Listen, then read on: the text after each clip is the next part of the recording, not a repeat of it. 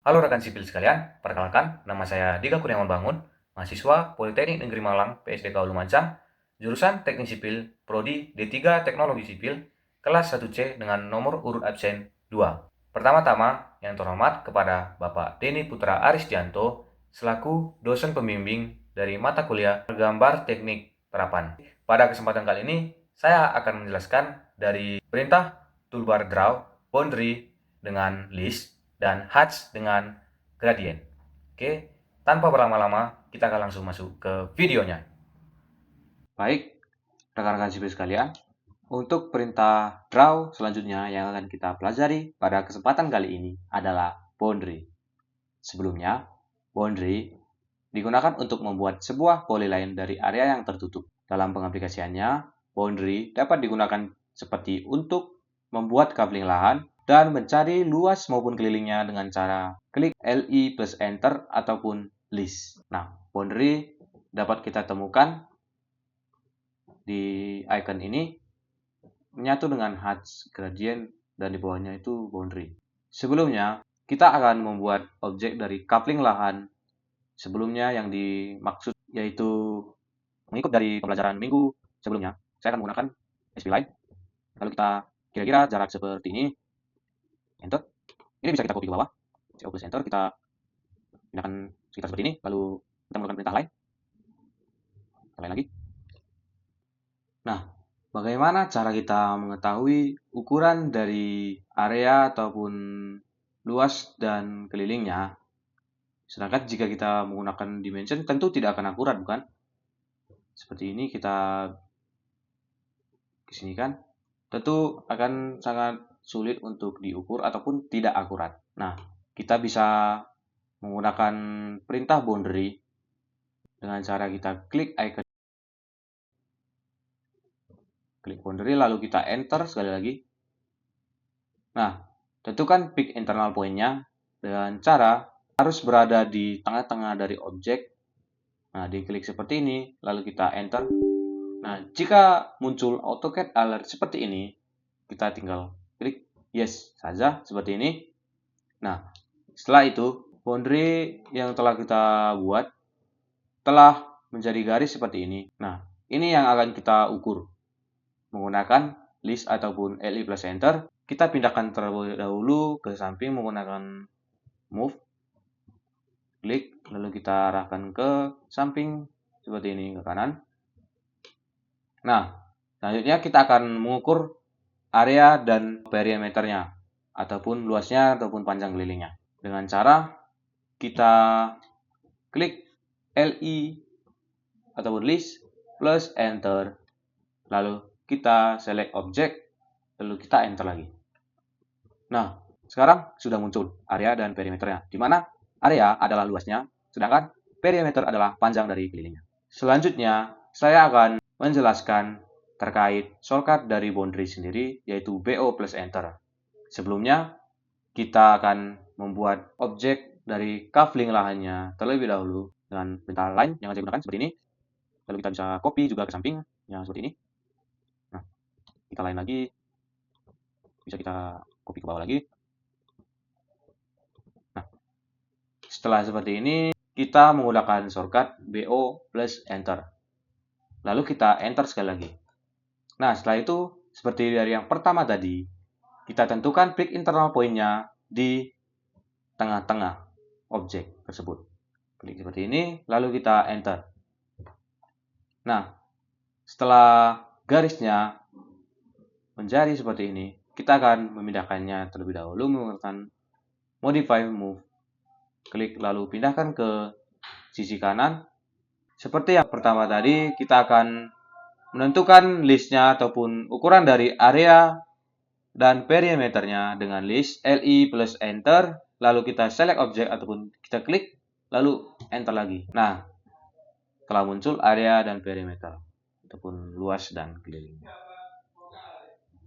Mungkin dapat dipahami dari perintah draw boundary yang telah saya jelaskan. Baik rekan-rekan sipil sekalian, untuk perintah toolbar draw selanjutnya yang akan kita pelajari pada kesempatan kali ini adalah hatch dan gradient.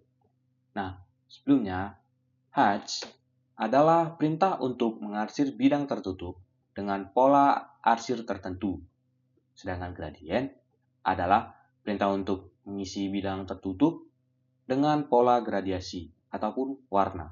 Nah, terlebih dahulu saya akan memperkenalkan icon dari Hedge dan gradient tersebut. Letaknya itu sama dengan icon dari boundary sebelumnya yang sudah saya jelaskan. Hedge ini dan gradient ini. Hedge dan gradient ini satu kesatuan ya teman-teman sebenarnya. Cuman kita bisa memisah dalam penggunaannya agar lebih simpel nantinya yang akan saya jelaskan nanti. Nah, terlebih dahulu saya akan membuat beberapa kotak ataupun tempat agar kita bisa mengenal dari arsiran dan gradiasi. Nah, saya akan membuat kotak dari rectangle satu persatu agar melatih kemampuan kita semua, teman-teman. Saya menggunakan 400 kali 400.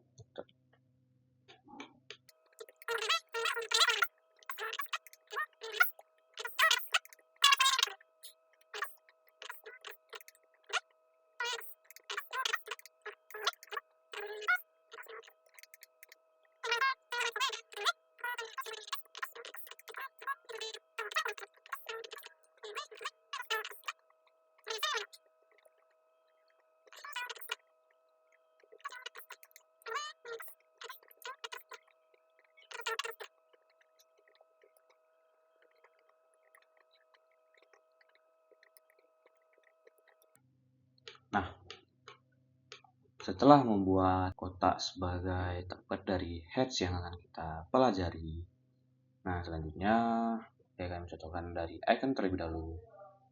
Heads ini tinggal kita klik, lalu kita klik. Yang pertama itu saya menyesuaikan dari exercise dari modul, yaitu solid. Nah, seperti ini sudah benar ya teman-teman.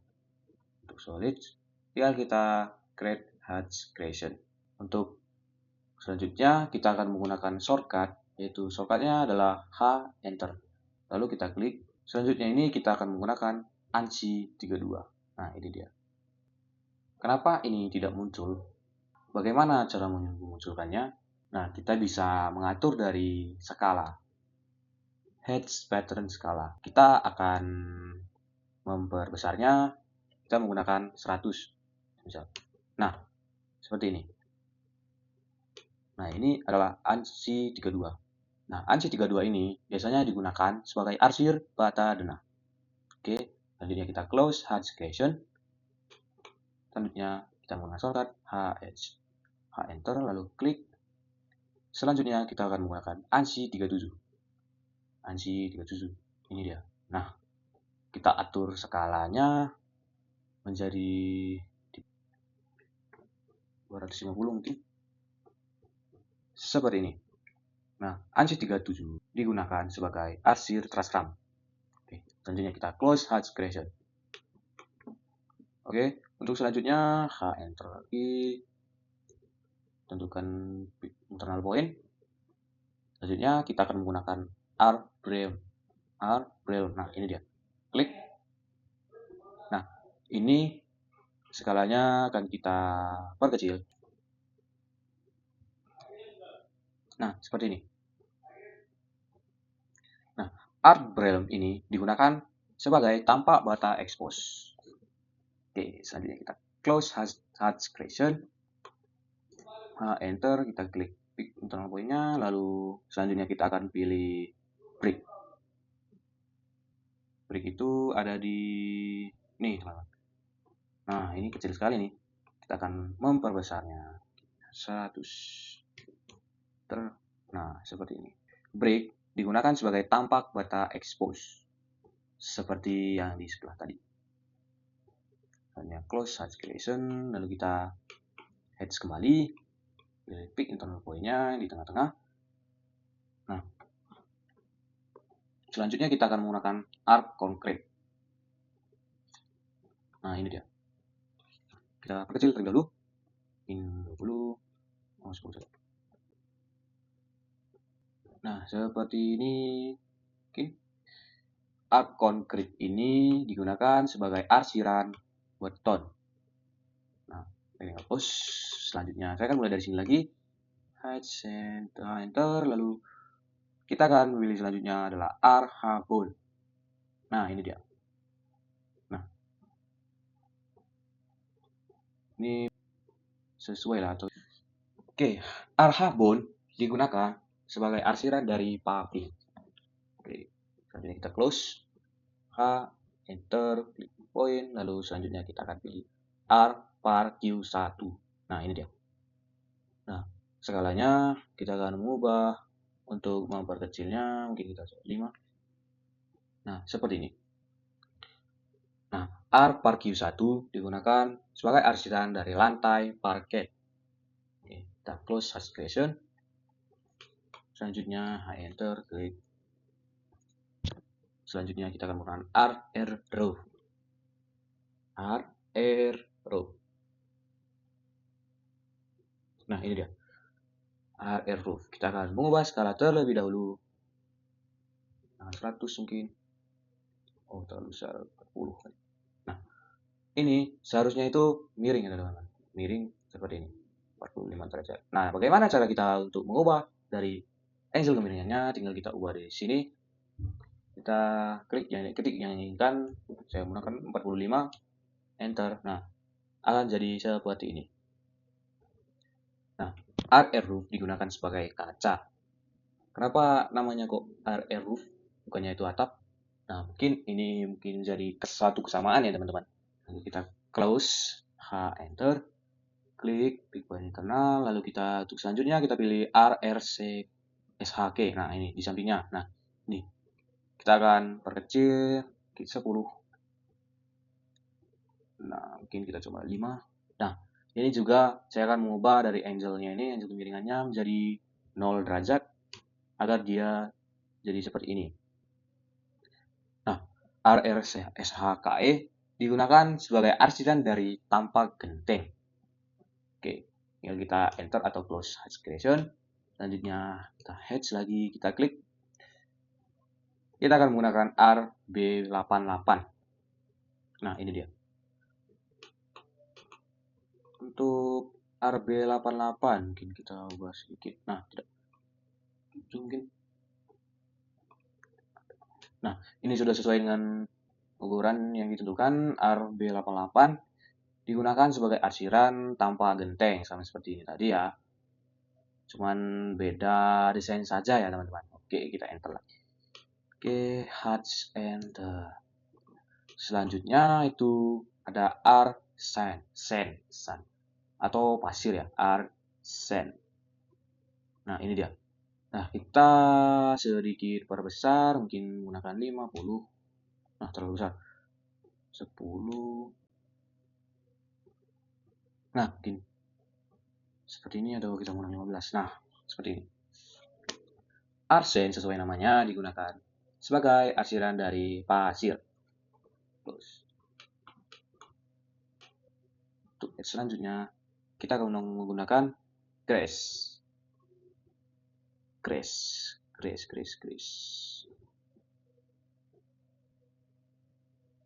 Nah, ini dia. Kita akan memperbesar terlebih dahulu, mungkin 50. Nah, seperti ini. Grass sesuai namanya, jika di bahasa Indonesia kan itu sebagai arsiran rumput. Oke, kita close. Selanjutnya hatch, klik point, lalu selanjutnya kita akan pilih gravel. Nah, ini dia. Nah, ini untuk gravel dari batu kali ya teman-teman ya. Maka kita akan perbesar, mungkin saya menggunakan 200. Seperti ini. Tuh, terlalu besar ini, 150. Nah, seperti ini ya teman-teman. Untuk gravel ini yang skalanya besar itu digunakan untuk batu kali. Nah, untuk edge selanjutnya ini dia. Ini adalah gravel juga, tetapi ini digunakan untuk batu kecil atau batu kerikil ya. Maka kita akan perkecil skalanya. Oh, terlalu kecil. Mungkin 20. 30. Nah, mungkin seperti ini. Nah, seperti yang saya jelaskan tadi, gravel yang besar ini digunakan sebagai batu kali, sedangkan yang kecil digunakan sebagai batu kecil ataupun batu kerikil. Kita tinggal close, lalu kita hatch, kembali, klik. Selanjutnya kita akan menggunakan honey atau honey. Nah, madu ya kayaknya, madu. Oke, untuk Hani sendiri kita akan memperbesar terlebih dahulu, mungkin di nomor 50. Oke, 100. 100. Nah, seperti ini. Hani digunakan sebagai arsiran dari paving segi 6 atau objek segi 6. Oke. Untuk selanjutnya, kita close, lalu enter. Kita akan menggunakan net. Nah, ini dia teman-teman. Net.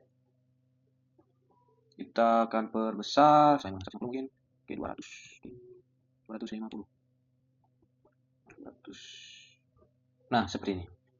Net digunakan sesuai namanya itu sebagai arsiran pola lantai keramik. Nah, untuk yang terakhir ini agak sedikit berbeda ya teman-teman. Ini adalah dari gradasi. Nah, gradasi itu juga memiliki shortcut yaitu GR. Nah, ketika GR gradien, nah GRA gradien. Nah, kita bisa menggunakan shortcut ini untuk mempercepat saja ya teman-teman. Nah, seperti yang saya jelaskan tadi, hedge dan gradien itu punya satu tempat, tetapi saat kita ingin butuh cepat itu bisa kita menggunakan shortcut GRA tadi. Nah, untuk selanjutnya ini kita akan menggunakan GR Hemis P. Hemis P ini. Nah, warnanya saya akan tukar. Yang di atas itu saya akan menggunakan biru, sedangkan yang di bawah itu saya akan menggunakan putih. Nah, seperti ini. GR Hemis P ini digunakan biasanya sebagai gradiasi dari kaca. Oke, kita close. Sebagai tambahan, edge itu juga bisa dikombinasi menjadi satu lebih lah teman-teman. Seperti ini saya akan mencoba ini dari arsiran beton, kita hedge lagi ya teman-teman. Bisa kita tambahkan semisal contohnya itu ini ya. Nah, seperti ini. Dia akan muncul menjadi 2 hedge ya teman-teman. Dan sebagai catatan lagi, hedge itu tidak bisa membuka sedikit pun untuk dalam menggunakannya ya teman-teman. Misal saya akan tes di sini.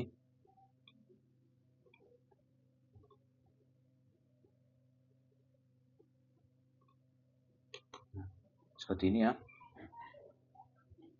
Nah, ketika kita menggunakan hedge, nah dia akan muncul seperti ini.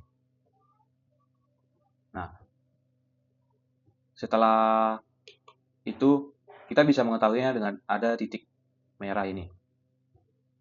Cara membuat agar kita bisa menggunakan perintah toolbar draw hedge yaitu seperti yang telah dikoreksi, kita bisa memperbaiki ini. Nah, dengan cara ya kita perbaiki secara manual seperti ini, dan catatannya itu akan hilang ketika kita menggunakan hedge kembali. Nah, hedge-nya bisa digunakan. Nah, seperti ini. Nah, mungkin untuk perintah dari toolbar draw hedge sampai di sini dulu. Baik, usai sudah pertemuan kita pada kesempatan kali ini. Jangan lupa tinggalkan like, komen, dan subscribe. Tinggalkan komen positif dan juga saran ataupun kritik untuk perkembangan video selanjutnya. Terima kasih, sampai bertemu di video selanjutnya.